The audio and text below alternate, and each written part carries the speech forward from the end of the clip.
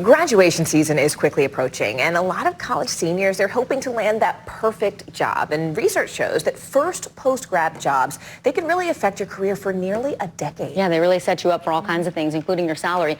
But more than half of college graduates end up in a job where actually their degree isn't even needed. This is according to a recent Wall Street Journal report. So how do parents fit into all of this? Do they fit into this? How do they help their kids navigate this major milestone? We have founder of Next Great Step, Beth Hendler-Grunt. She's here with some tips. She's also the author of The Next Great Step, the parent's guide to launching your new grad into a career. So for a lot of parents, it's been decades since they've had to do any of this, graduate from college, get into a first job. I feel like a lot of parents are overly involved these days. What is your advice? Look, this isn't what we all plan. People think you're going to go to college and that you're going to come out with a job at the end, and it's just much harder. So parents really need to enable their grad to know that they need a strategy. They need some real tools to be able to figure this out, of having clarity about, one, what are your skills?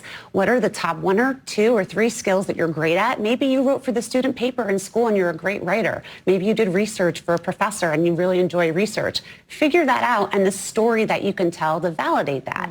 And then you need to figure out, who do I want to bring my skills to? And I talk about a 10 and 10 strategy. Pick 10 companies that are of interest to you, and then 10 people that are doing the job that you aspire to. I love it. It doesn't have to be the president. It should be someone who's in an entry-level role that you can learn about, wow, I really aspire to that type of role. And that's where we can then identify them and maybe start networking with them. 10 and 10, easy. Beth, I love what you said about the who, because I hear, one of the most common things you hear college grads being told is like, it's not what you know, it's who you know. You've got to network. And I struggle with that because, when I was coming up, I was really intimidated by hearing that because I didn't know powerful people. So the only thing I knew how to do was grit and bear it and try to do my best. But now I realize how important it is to build those relationships. But, a lot of people from different backgrounds, we think if we just do the work, we're going to be noticed. What do you tell kids so that they can strike that balance? Absolutely. I know there's a lot of fear and intimidation. I'm like, what if they don't like me? Or what if I don't have something good to say?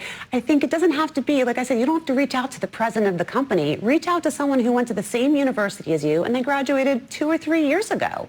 Most of the time, alumni are very sympathetic because we all went through that process together. So people really do want to help you out. People are so receptive when a young adult reaches out saying, I'm so interested in what you're doing. I'd love to learn more. And these days with LinkedIn, there are tools to help you connect with those people. Let's talk about this idea that, you're going to have to face an interview at some point. What are the best ways to prepare? And do parents have a role in helping their kids? Maybe you can, do the mock interview with your child. But when it comes to them being in the workforce, you're not calling the boss to negotiate the raise. No, right? There's always that fine balance. Are you helping or are you hindering? And I encourage parents to help, but not take it too far. So if you want to proof the resume to make sure there's no mistakes, if you want to do a mock interview to make sure that they're saying it correctly, great. But do not show up in the interview. Do not call the potential boss.